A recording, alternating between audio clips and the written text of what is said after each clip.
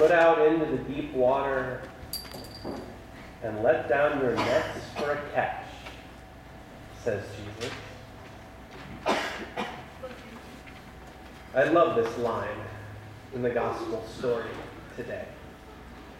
Even as subtle and short and potentially forgettable as it is, I love this line because amidst a rather unbelievably grand miracle fishing story, this simple invitation that Jesus makes succinctly encapsulates the way God shows up and is faithful to us in our lives and world. Put out into the deep water and let down your nets for a catch. Now, I want to be clear that initially this story is first and foremost about God's action in the world. But it is also secondarily about our response to that action that has already begun.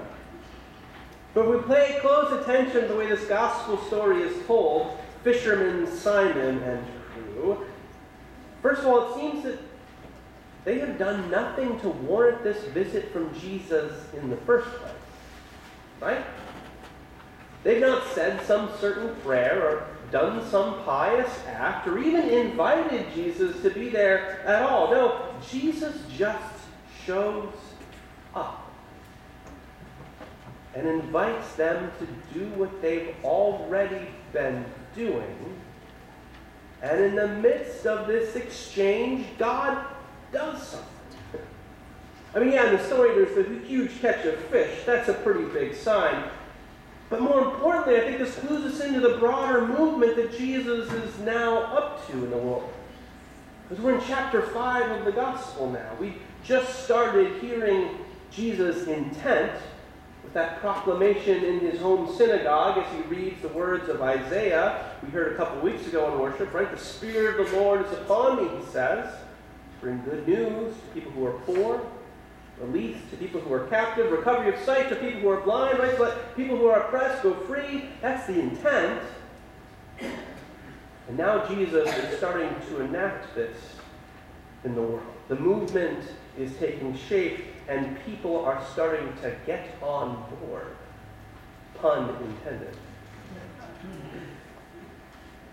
And part of the good news for us is that in order for us to participate of this work of Christ in the world, we don't have to have had an incredible divine visitation like we hear of in Isaiah today, with God the monarch sitting high on a throne, accompanied by 6 winged seraphs and hot coals from the altar, purifying our lips. No, we don't have to have had an experience like that.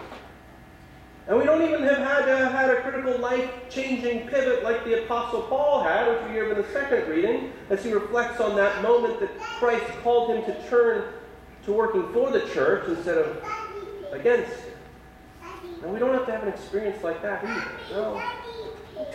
The good news for us is that Jesus has already met us where we are, in the everyday places we inhabit, and simply invites us to use the gifts we already have to live more deeply in response to the work that God has already begun. And so I want to take a moment right now and make some space for us to name what sort of things Christ is already present in our lives. Name some of the gifts we already have, the places where Jesus is already meeting us, the things that we're good at.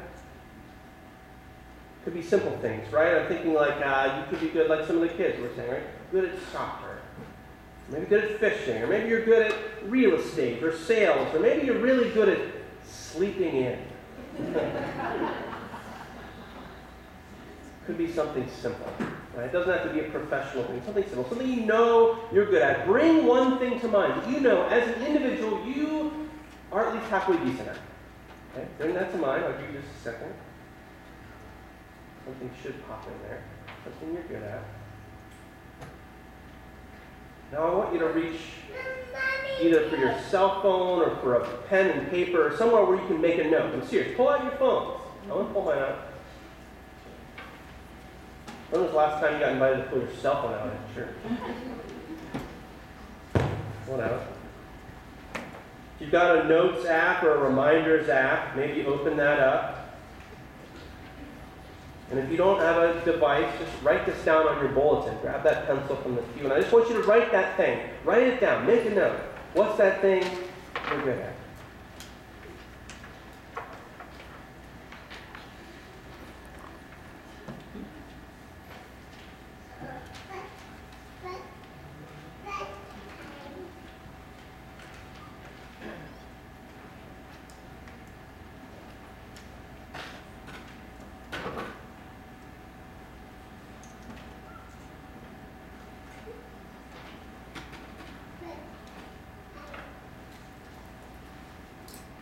Once you've got it,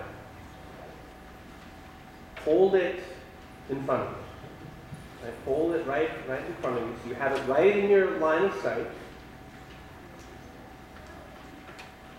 And as you hold it there, first of all, know that Christ is already at work in this gift.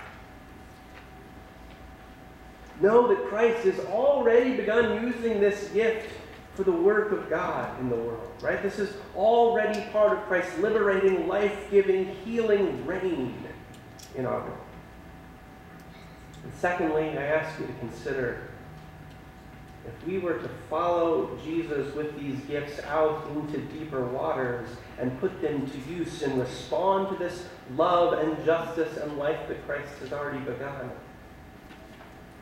who might such an act impact in our world for the better?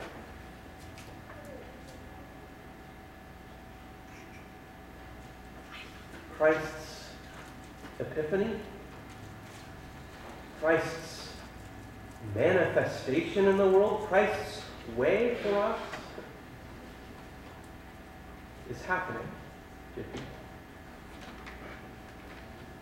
Will you take part?